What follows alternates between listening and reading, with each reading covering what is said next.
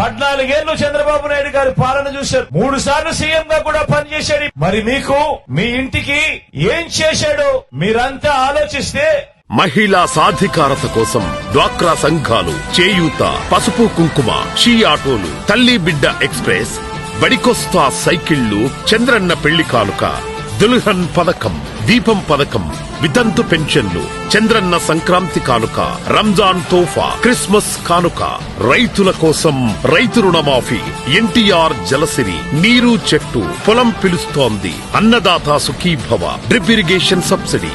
విభజన తర్వాత ఆంధ్రప్రదేశ్ లో యువత కోసం 38,000కు పైగా ఐటీ ఉద్యోగాలు. ఐటీ హబ్ గా విశాఖ, అనంతపురం జిల్లాల్లో కియా, చిత్తూరులో ఎలక్ట్రానిక్ పరిశ్రమలు, కర్నూలులో సౌర విద్యుత్ పరిశ్రమలు, విశాఖలో ఫార్మస్యూటికల్ పరిశ్రమలు, అంబేద్కర్ విదేశీ విద్యానిధి, బీసీ స్టడీ సర్కిల్స్, నెలకు 2,000 నిరుద్యోగ భృతి, fee reimbursement, Gnanabhoomi portal, VIT, SRM, అమృత విశ్వవిద్యాలయాలు, డిఎస్సి ద్వారా 17.6 ఉద్యోగాలు, పోలీస్ రిక్రూట్మెంట్లు, స్వయం ఉపాధి రుణాలు, యువతకు ఇన్నోవా కార్లు, పట్టిసీమ ఎత్తిపోతల, ఫీడర్ అంబులెన్సులు, పోలవరం 70% పూర్తి, గోదావరి కృష్ణా జలాల అనుసంధానం, ఎన్టీఆర్ గృహాలు, ఇంకా మరెన్నో.